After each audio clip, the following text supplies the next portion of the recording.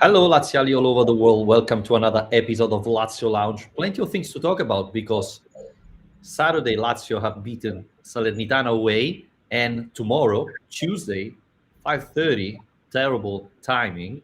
There is a Coppa Italia. Lazio's playing against Udinese.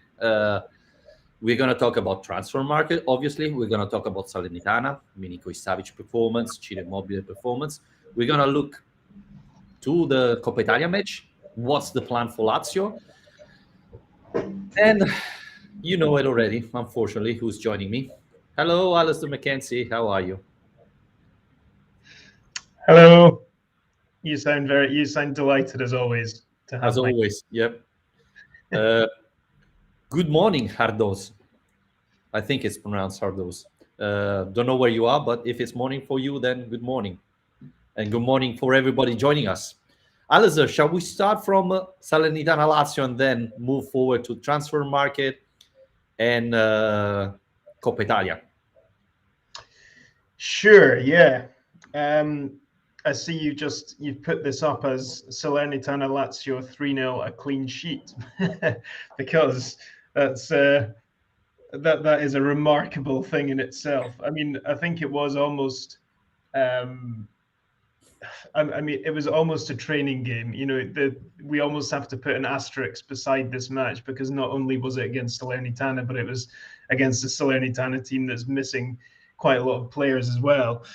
But still, we have to say there was a lot of positives. I mean, in an attacking sense, Lazio were brilliant to put this game basically to bed after 10 minutes. And yeah, like you said, a clean sheet. I think we were saying a few days ago, we can barely remember what that was. So that in itself is something to celebrate, even if it was against an underpowered Salernitana team. Yeah, I think it was 1 year ago last time that Lazio had a clean sheet away from Really? the Stadio Olimpico. Yeah, that was what they were saying. One thing, I agree that Salernitana is not Real Madrid, but let's not forget that Roma beat Cagliari with 11 players missing, and it still looked like Roma have beaten Paris Saint-Germain with Neymar and Mbappe all playing together. So yeah, obviously is Cagliari, is Salernitana. It's not a huge team, but at the same time, we have to mention that the rivalry is huge. Salernitana fans simply hate Lazio and Claudio Lotito. So you could see that this could have been a dangerous game, but honestly, we put it in bed after 10 minutes, and that was really encouraging because usually Lazio is not very good in closing matches. Yeah, and that was the key to it, was the fast start, I think, because you are always at risk of dragging a match into the unknown if you're not able to take control of it from the start. Something obviously Lazio haven't been particularly brilliant at, and not only did Lazio score the 2 goals in the first 10 minutes, but I mean they were very nice goals, very nice goals. Especially Milinkovic Savic's kind of mid-air back heel volley assist, which is rightly getting quite a lot of attention because it doesn't matter who you're playing against if you're able to pull off something like that and put it on a plate for the striker who you're trying to send it to.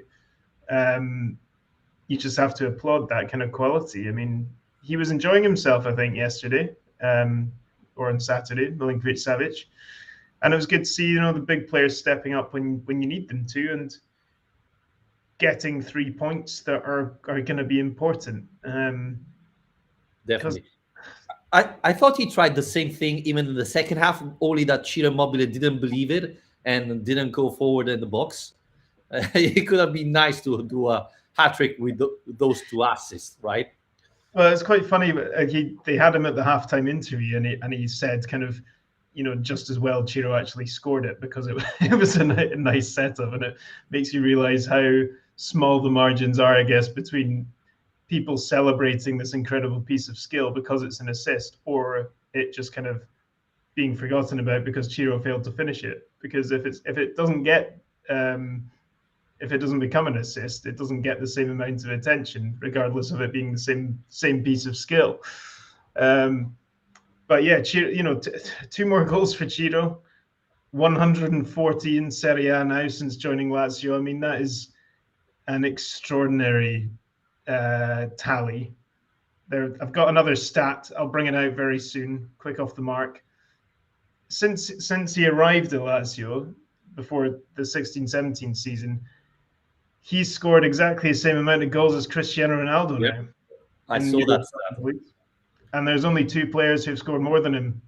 Now, you didn't manage this last time, Vittorio, but do you know the answer this time? I think I do. Zaniolo and Abraham, right? Why are you laughing? I got it wrong.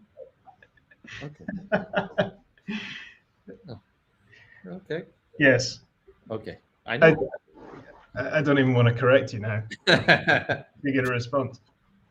No, Lewandowski and Messi, the only players who've scored more goals than Ciro since he joined Lazio. Don't know those 2 players. No, because they don't play for Roma. No. Obviously. Well, as are those writing, Ciro was on fire against Salernitana, and what can we say? Ciro is playing great football, and one thing I want to mention, Alasdair, is as deep ball from Luis Alberto, backheel assist from Milinkovic Savic, and goal from Ciro Immobile. I think it's not a coincidence. When our quality players step up, Lazio can close matches very easily. And I think the quality of this team can have a huge impact, because we tend to talk about tactics too often, right? 4-3-3, 3-5-2, etc., which is important. But at the end of the day, are the quality of the players that make the difference. And we saw it against Salernitana. Luis Alberto starting because Basic should be, we have no official announcement, should be positive to COVID, but Lazio doesn't like to make announcement about that. So Luis Alberto started, and I thought Lazio midfield simply was too good for Salernitana, and this is what we're seeing. I think we mentioned it already, but Philip Pezzano is asking us on Twitter, is Milinkovic Savic getting even better under Sarri? I don't know if he's better now, but definitely in the last month, you could see that he understood what Sarri asked to him, and he's doing it much better than before. And these are the results, right? Well, he's certainly been really productive recently. I mean, that was his 8th assist of the season, which is higher than any other player in the league now. So Lazio actually now, as of Saturday, have the top scorer in the league in Ciro with 17 goals and the top assist provider in the league with Milinkovic Savic on 8. Imagine if we had a defence. We've said it before, but like you say, the quality players we've got, we've always known that quality is there, but when they're able to produce in the way that they have been recently, it makes all the difference. I think Milinkovic Savic is currently heading for his most productive season at Lazio. I think the most assists he's ever managed in a season was 10, and he's got 8 already, and we're only in January. So it's hard to imagine that he's not going to manage another, 3 before the end of the season. Ciro just keeps doing what he's doing, but Milinkovic Savic as well, he's scoring a lot of goals. He's the second top scorer in the team. So we've always known the quality he's got. I'm not entirely sure whether it's Sarri ball or working under Sarri that's done this, because I think we've seen that he's capable of these performances ever since he's been at the club, really. It's just that he seems to be in a great run of form at the moment. So now for Milinkovic Savic, it's going to be really hard to do better than he did in the past after you said that. So, I mean, I'm going to point everything on Luis Alberto. But the other thing is, we know Sarri ball is very offensive-minded type of football. And we said it, right? We thought that Ciro Immobile would have been top scorer under Sarri. And we said that players like Milinkovic Savic and Luis Alberto should take advantage of this new mindset of Lazio. And so from one point of view, it's not a surprise that Milinkovic Savic is getting so many assists. It's more often than not close to the penalty box. I think this is what Sarri wants, and it's good to see Milinkovic finally getting there. And I mean, the problem with Sarri is not scoring goal; it's not allowing the other team to score goals, and which is what is happening with Lazio. So we saw encouraging development, I would say, Alasdair, from Lazio. And another thing, going about our defense, is I don't remember Strakosha making any save Saturday. I sound a little bit like Simone Inzaghi, but honestly, Salernitana didn't create nothing. I agree, Salernitana is not Real Madrid and so on. But let's not forget that Lazio allowed Bologna to score a couple of goals, Empoli to score 4 goals. It's not that we are, I don't know, the best defense in the world. We are not even close to that. So, not making our position having a chance is a great sign, or not. I mean, yes, it's a good sign, but I think we do have to take it with a pinch of salt. I really do, because Salernitana have struggled a lot to score goals this season, even when they've had their key players like Simi and Ribery playing. They didn't have either of them available on Saturday. They had Cedric Gondo up front. I mean, you're not talking about a high level attack that you're coming up against. So I think my take on it is you have to say, okay, well done. That's a good sign. Let's move on. I don't think we need to analyze the way Lazio defended or think too much about the way they defended in this game, because I think immediately on Tuesday, they're going to have a much bigger test. It can't go worse than last time. 4 goals conceded from 5 shots. Surely you can't be scared and superstitious about me saying that this time. I mean, it can't be much worse than that, surely.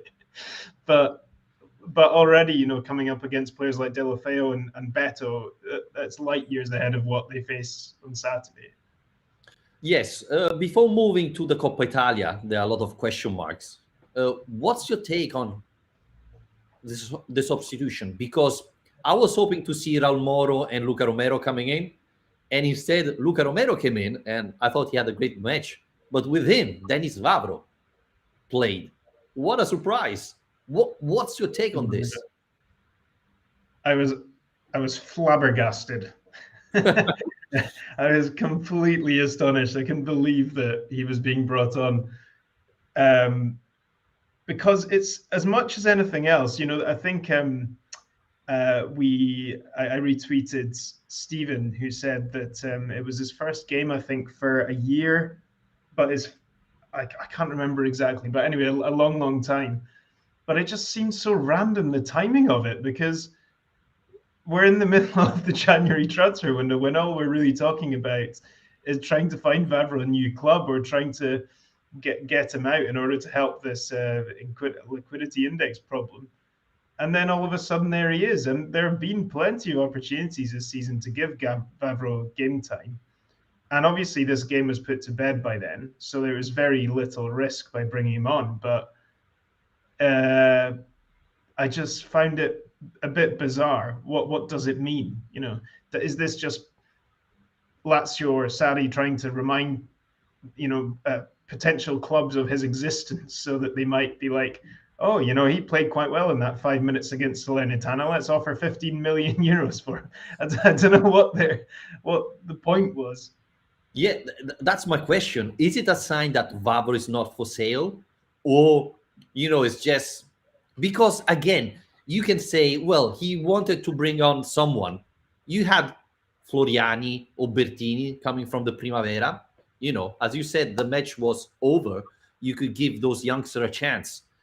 So why he didn't put it Floriani, and maybe, you move Marusic, central defender, or no, Marusic was out already. Izai, that was planning Saturday, the Friday tested as central defender, and you play Floriani on the wing.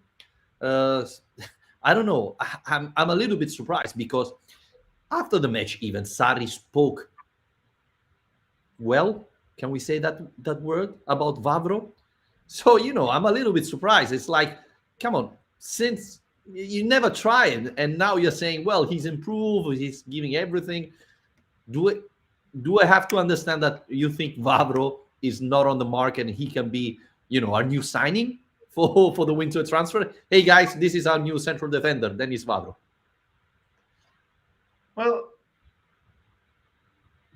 it would be mad, really, but then this is Lazio, and why it wouldn't have surprised me that much if all of a sudden Vavro was in the squad and he's playing games and they just continue like nothing's happened.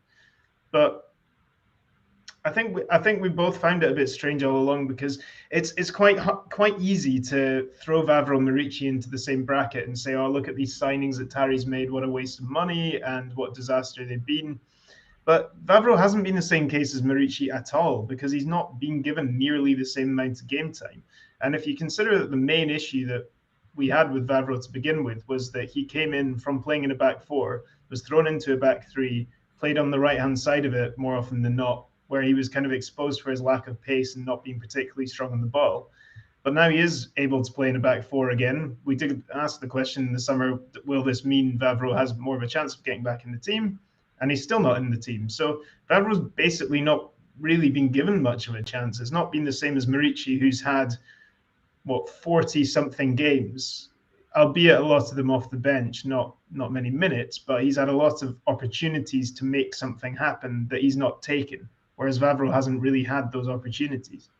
I think we said it a couple of years ago. It's funny because the last match Vavro played for Lazio, I think was Genoa-Lazio probably, when he came in because Acerbi got injured in the warm-up. And we both agreed that it was probably his best performance, and he played well. And we were thinking, go and watch our podcast of that day. We was both think, wow, this could be the start of the season, of the career of Vavro at Lazio. Instead, after that, and was a good performance, Inzaghi never gave him another chance. So I don't know what was going on.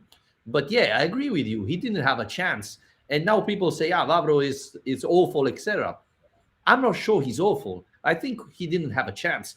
There's something behind that. Maybe Tare said, hey, don't risk him because we want to sell the player. If he plays and get injured, then we have an issue there. But other thing, Alasdair, the fact that he played could be a sign. Maybe Tare said to Sarri, look, we tried to sell him. No one wants him. The last deal went off. So, hey, Sarri, Vavro, 95% is your new central defender. So, use him. Or the other option is there's been a complete lack of communication between Tari and Sarri about what is happening in January, and Sarri's just continuing like, oh well, these I'll make do with the options I've got, without realizing that Vavro in a couple of days is going to be sent away to Spain or something. So I find that equally easy to believe, to be honest. Alasdair, this never happened to Lazio. What are you talking about? Never. There's a huge communication between the Lazio, the Lotito, the manager, and Tare. Absolutely no. And a kind of open environment where everybody's opinions are valued. And yeah. Absolutely. And what do you make about Lazzari? Scoring, taking off his shirt off. What's your take? The words of Sarri after the match. What's your take on Sarri? On Lazzari, sorry. Well, I have a different take on this. I think a lot of people saw this as being a very angry celebration from Lazzari. He's proving a point to his doubters, to his coach, blah, blah, blah. I think he was just really hot. He went on the pitch with an undershirt on over his main shirt. He ran half the length of the pitch. If that was me, I'd be like, oh my God, I'm roasting here. So he was like, right, get these two layers off. And then he didn't put the undershirt back on. He just put his normal shirt back on. So he was like, I'm willing to take a yellow card here in order to shed a layer because I am hot. That's what I think was happening. Okay. Make total sense. I think you are the only one in the world who thought that. But yeah, could be. I mean, the words Sarri spoke after the match about Lazzari are, for me, very interesting. Because he said that it's not Lazzari hasn't been benched because he's not good. It's because Lazio can afford to play Lazzari because he's a very offensive mind left back, and our defense is struggling even without him. So playing with Lazzari, it's to a risk. So the thing is, what if we improve our defense improve? Then we will be able to afford Lazzari. So is it right to sell him now, or it could be a huge mistake? And do you think Sarri wants to sell Lazzari? No, I really don't, and I've said this all along. Is that it's basically the only position in the team where we probably feel like we've got good depth right now, where we've got Marisic and Lazzari and even Husai who are able to play on that right back position, who all offer different things. If you want a more attacking game plan, or you want to play more a counter-attacking game, Lazzari is your man, and then you can ideally put a more defensive left back in the team. But if you want to keep it tighter, then you go for someone else. And I think that's what Lazio want to really be working towards, is having these kind of different options and strength and depth across the team. So it would seem like a waste to feel like we actually got one position where we have that available, and then to let one of those players go because he's not happy or he's not getting game time. I don't think Lazzari's. I don't think he's a player who Sarri doesn't like or who is, undervalued. He just like what you said, he doesn't feel like he's capable of using him. I'm not convinced by that, because I really am starting to fully believe in what I was talking about a few days ago, where Lazio's best approach now is just to go for it every single game. Let's just attack non-stop, because defense isn't going to be good enough anyway. So the attack is doing so well at the moment. Let's Not just try even and with outscore teams. Let's throw Lazzari in the team from the start. Why not? What more damage is it going to do than the defense has been doing? And I don't think. Also, I should say, I don't think he's a bad defender either. I think his best weapons are in attack rather than in defense. But I don't think he's a terrible defender. Yeah, I agree. But then this brings me to the question: we have to sell to sign players this January. So if we don't sell Vavro, if we don't sell Lazzari, who do we sell? Vedat Murici for 35 million. So he's still gonna be the only player we are gonna sell. Well, I mean, it sounds like it. I mean, what are we expecting here? I don't think. I just don't see this working out like we talked about in the Mercato episode last week. I don't see it working out in a way that we're getting instant cash in the bank for Lazzari and Murici to then invest in getting 3 or 4 new players in January. I think it's pie in the sky stuff. That even because today is the 17th of January, you have 13 days, not more, to do everything. And we know how fast-paced does study work. So, we would probably be able to sign a player till the end of the winter transfer market if Tare start looking now. So, yeah, it's going to be a huge risk. And I agree, Murici could be the only player leaving, hopefully, because in the weekend there have been a lot of team linked to Murici. It looked like Friday night everybody wanted Murici, and then we wake up on Monday and Murici is still with us and no one made an offer. So I don't know. They were telling me, Alasdair, that Murici was flying to England on Friday night, and then Saturday I saw him on the bench at Salernitana, so at Salerno. So maybe the something went wrong with the flight. And then CSKA Moscow was very close to sign the player, but he's still training with Lazio today. So yeah, I mean, what do you make of this supposed offer from CSKA, which is said to be a loan until the end of the season, and then the buyout clause at 9 million?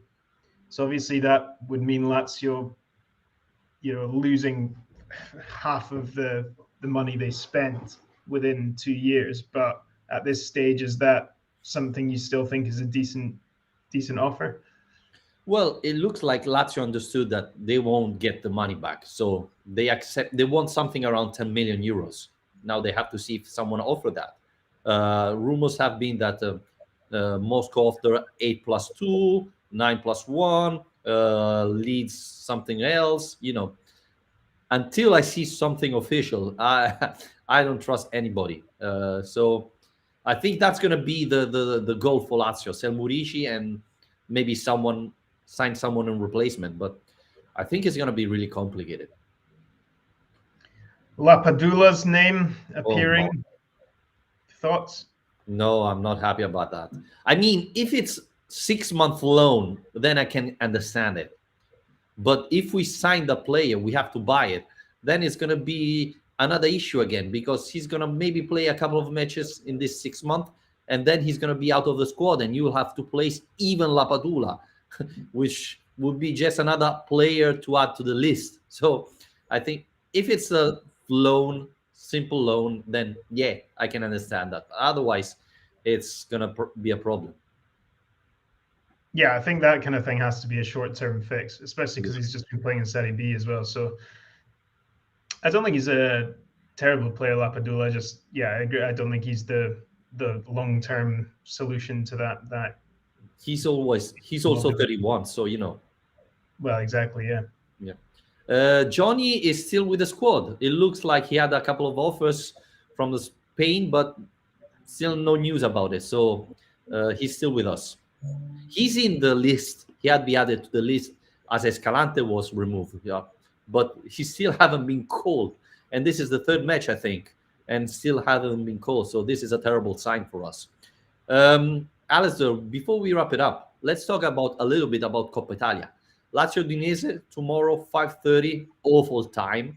Um, do you think Lazio should try to win it, or just rotate the team as much as possible and see what happens? I mean, of course, you want to try and win it. Of course, you do. But I think currently there's a few players I would like to see, especially tomorrow. And let's not forget, there is this weird international break coming up at the end of January. So after this game and the Atalanta game on the weekend, there's a week off. So I don't think we need to worry too much about the kind of saving legs thing right now. But I would like to see more of Romero. We saw him come off the bench, look pretty lively in the kind of 10 minutes he got. Or Raul Moro, for example, we've spoken about before. And yeah, I don't think I want a full-scale rotation. I ideally would like to see a few more of the players we're more excited to look at, but then actually get a more comfortable win and not end up having a completely crazy day like the last time we played Udinese.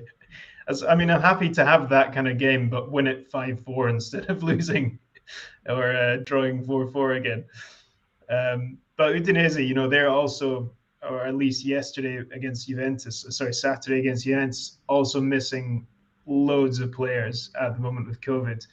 But even so, I thought they looked all right against Juventus. They've still got the team they put out was still relatively strong, and I think enough to cause Lazio far more problems than Salernitana did. Don't you think they're going to rotate massively as well? Well, it depends who they've got. They might not be able to rotate massively if they've only got this kind of 14 players left. I'm not sure exactly how it stands as we speak in terms of if some players have come back negative now or injuries have recovered or whatever. But it's a game Lazio should be winning. So I think we probably talk about the Coppa Italia thing a bit more seriously once you're into the quarterfinals, or once you see how it looks, what the route to the final is, because it's never easy, and everyone at that stage will have their own distractions. Because the temptation now is to say, look, we've got Europa League, we're not in a brilliant position in Serie A, so we need to really be prioritizing those things over the Coppa. But the Coppa is the easiest trophy to get, really, because it's the fewest games to win against kind of lower quality opposition, really, to actually get your hands on the trophy. So it would be nice. We love winning the Coppa. Yep. Do you think Reina is going to start? Yes, I think so. Do you think Vavro is going to start? No. Do you think Moro is going to start? I hope so. I think Pedro's we'll see what Pedro's injury looks like. Don't want to speculate too much on it, but it did look like he pulled his calf when he was coming off, and that's not something that he's going to recover from in a few days. So it's then a question of whether Sarri chooses Zaccagni and Anderson, or if he's willing to actually try one of these guys from the start, the younger kids. It's the first free hit of the season, really, I think. Maybe he could throw in Europa League group games, but at that stage he was still trying to get a sense of the team he's got and get some consistency out of those players. So I think this is a real rare chance for Sarri to feel like he probably can experiment a little bit more or rotate a little bit more.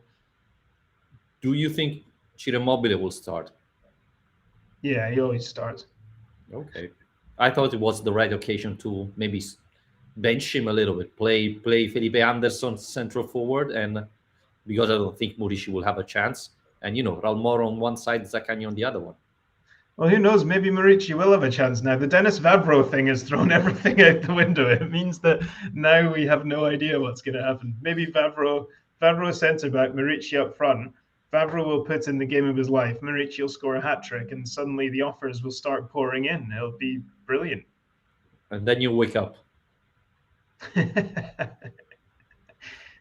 Yeah. Okay, Alasdair, thank you again for joining me. And I don't know, we're gonna see what's gonna happen tomorrow. I think the stadium will be completely empty.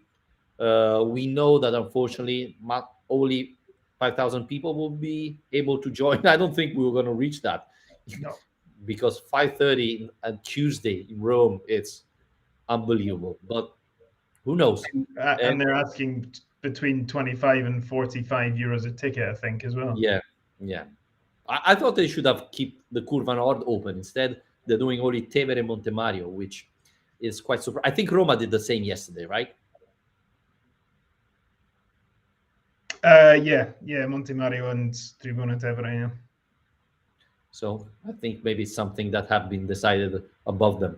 Again, Alasdair, thanks for joining me. Thanks everybody for listening and watching us. Remember, you can subscribe on iTunes, Spotify, Spreaker, on our YouTube channel, on a Twitch channel. Please join us there. And if you want to support us, patreon.com/Lazio Lounge. Membership starts at just $2 a month. We'll be back presumably before Lazio Atalanta. Thanks, Alasdair.